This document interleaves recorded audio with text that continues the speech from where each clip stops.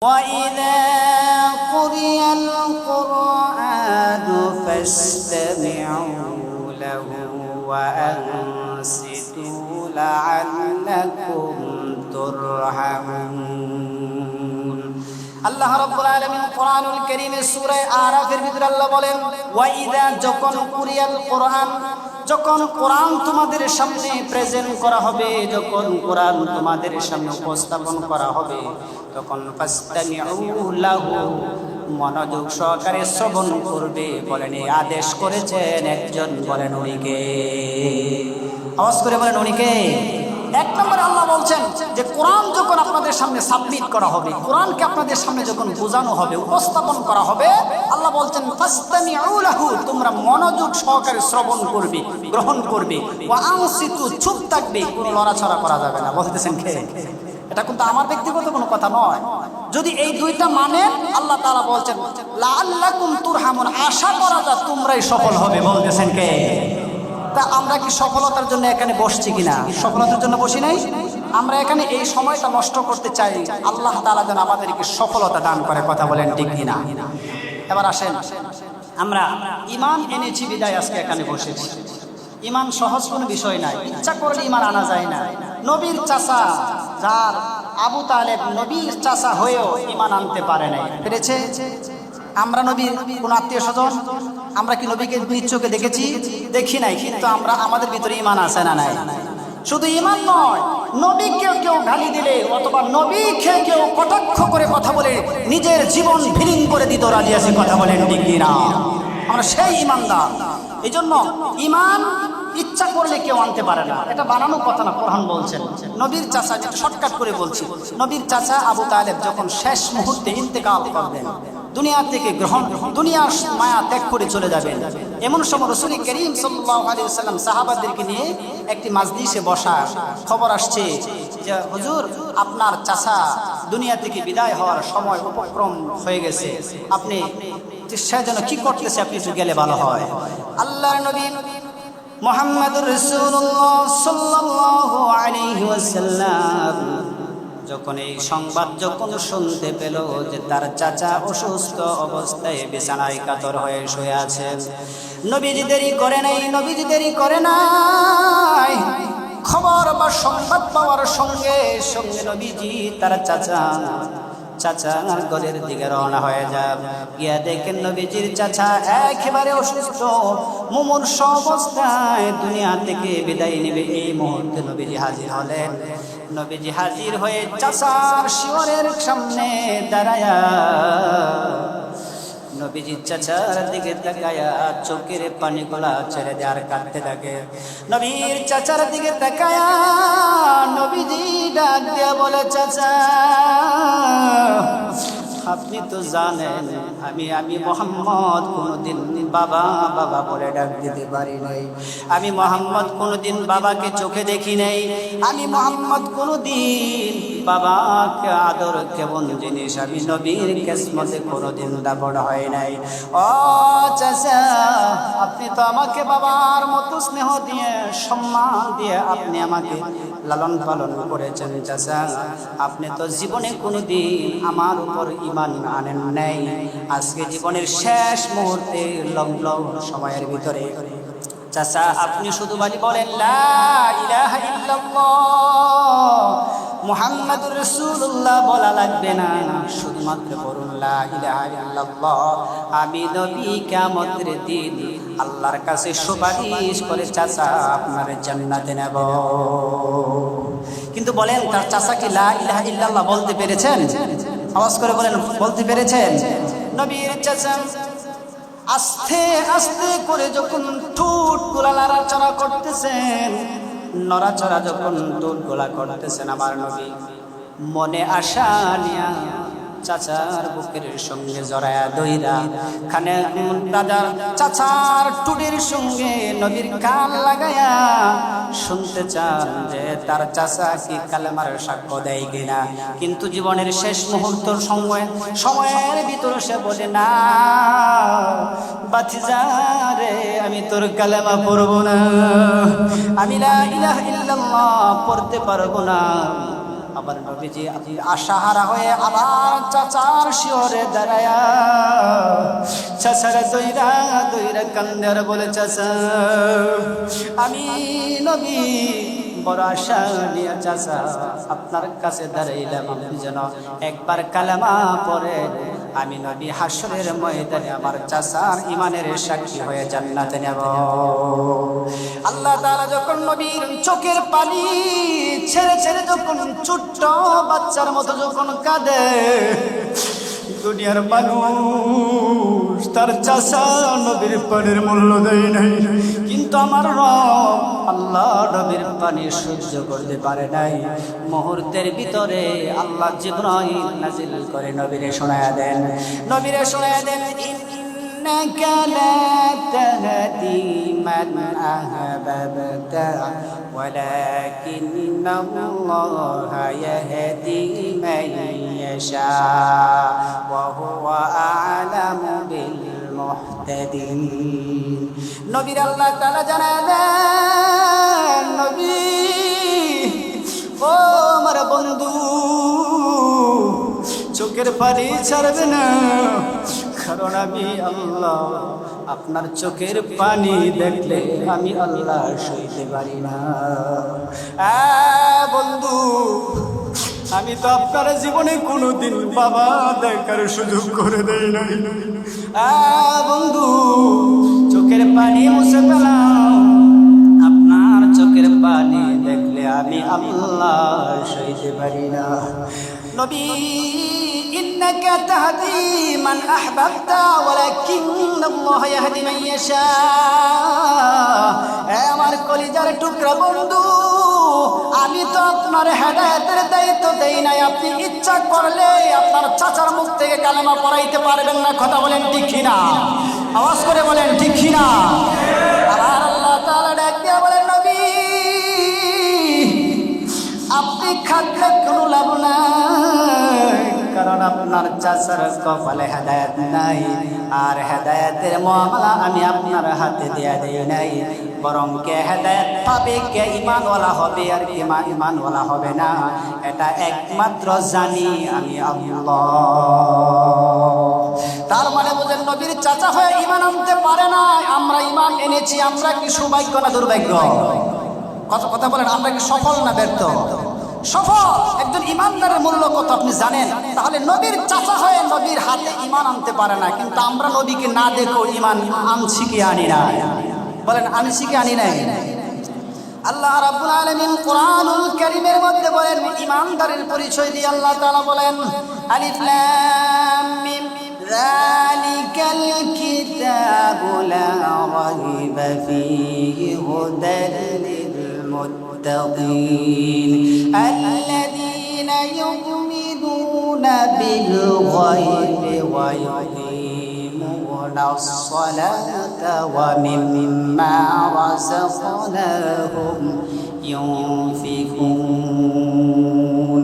আল্লাহ বলছেন, নবী জানা দেন ইমানদার তো হলো তারা আল্লাযী যারা ইউমিনুনা বিল গায়ব, যারা দেখে নাই। বলেন আমরা যে ঈমান এনেছি, আল্লাহকে কেউ দেখছি? বলেন আমরা আল্লাহকে কেউ দেখেছি? আসমান দেখেছি? দেখা যায়। বলেন জান্নাত দেখেছি?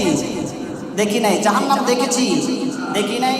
বরং আল্লাহ তাআলা বলেন ইমানদার তো হলো তারা, ইমানদার ঈমানওয়ালা তো হলো তারা আল্লাযীনা ইউমিনুনা বিল গায়ব, যারা দেখে নাই, সিন এবং আনসিন, দেখা এবং না দেখা তারা বিশ্বাস করেন। এমনকি আমরা আল্লাহকে দেখি নাই, আল্লাহ তাআলার জান্নাত দেখি নাই, এমনকি আমরা জাহান্নামও দেখি নাই, এমনকি আমাদের কলিজার টুকরা নবী মুহাম্মদ তো আমরা নিজ চোখে দেখি নাই। যদিও আমরা জান্নাত দেখি নাই, জান্নাতের প্রতি বিশ্বাস আছে, আমরা জাহান্নাম দেখি নাই, কিন্তু জাহান্নামের ভয় আমাদের অন্তরে আছে না নাই?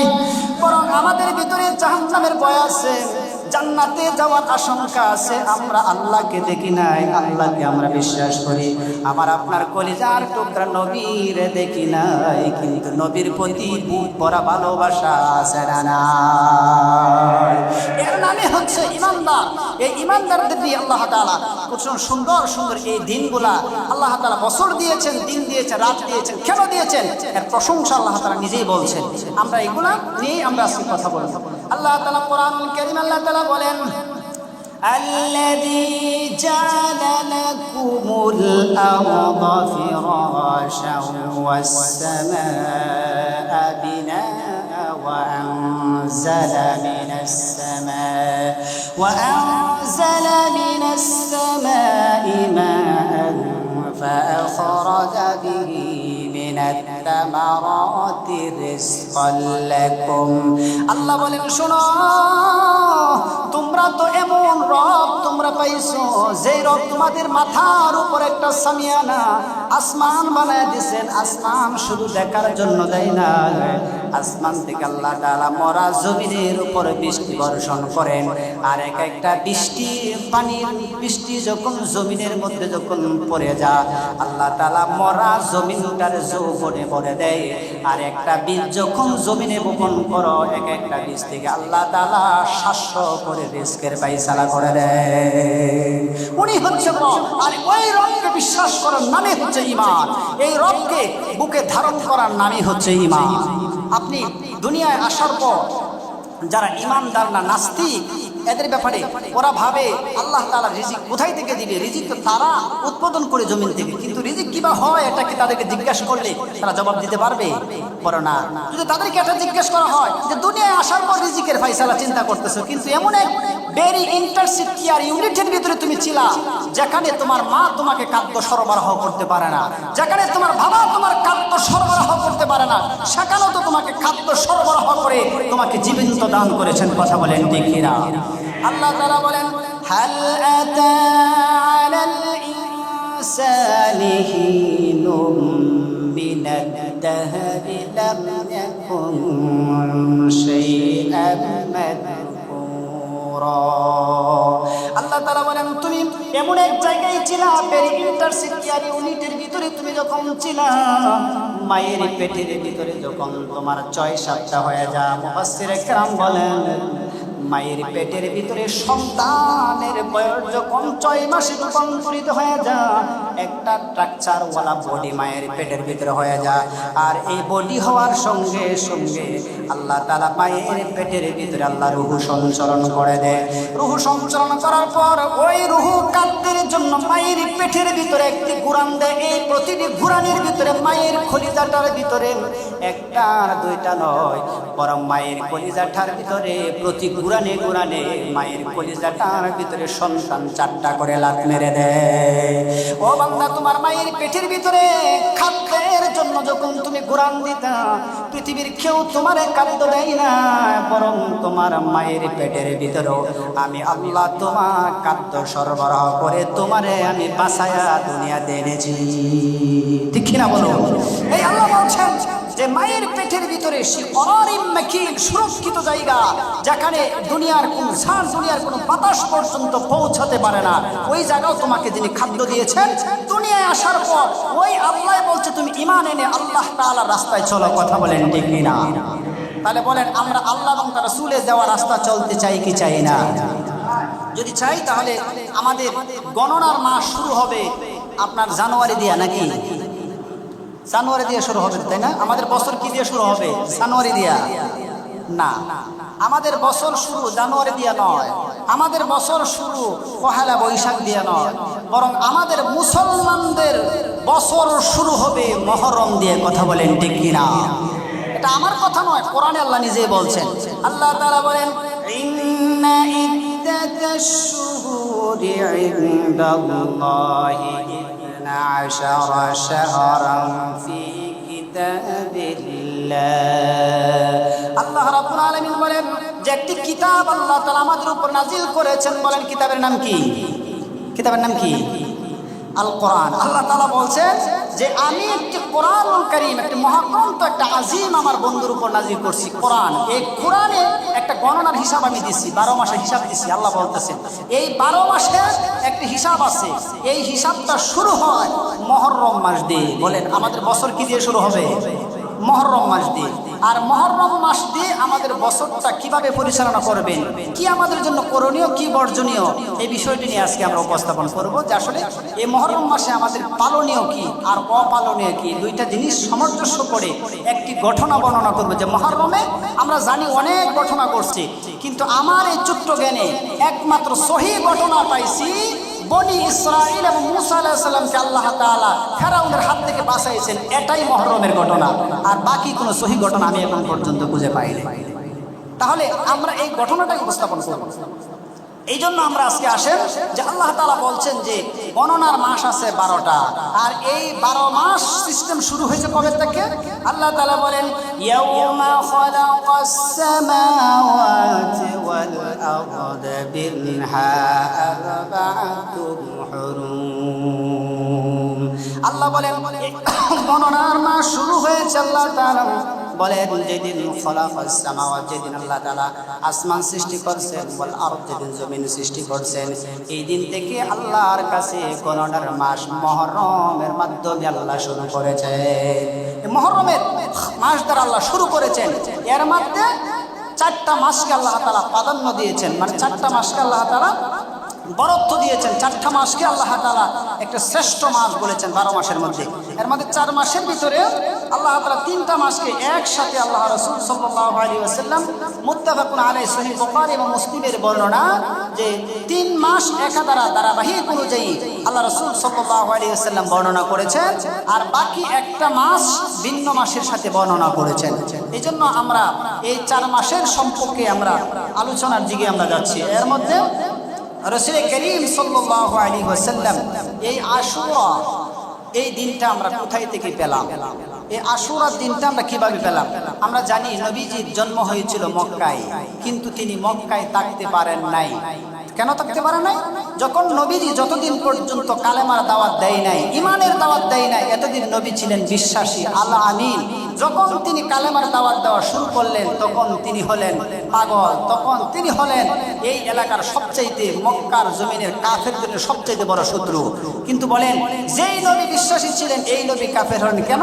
যখন তিনি বললেন লা ইলাহা ইল্লাল্লাহ, আল্লাহ ছাড়া কোনো ইলাহা নাই। তারা বললেন নো, আল্লাহ ছাড়া কোনো ইলাহা নাই, এই কথা আমরা মানতে পারি না, কারণ আমাদের ইলাহ অনেক। আমাদের ইলাহ কি? অনেক। আর রাসূল সাল্লাল্লাহু আলাইহি ওয়াসাল্লাম বলছেন না, আমাদের ইলাহ একজনই। তখন রাসূল সাল্লাল্লাহু আলাইহি ওয়াসাল্লামকে আল্লাহ তাআলা বললেন হিজরত করে মদিনা যাওয়ার জন্য। মদিনা যেয়ে আল্লাহ রাসূল সাল্লাল্লাহু আলাইহি ওয়াসাল্লাম মদিনা গেলেন, গিয়ে দেখলেন ইহুদি এবং নাসারারা একটা করে রোজা রাখে, একটা রোজা রাখে। এই রোজাটা কিভাবে?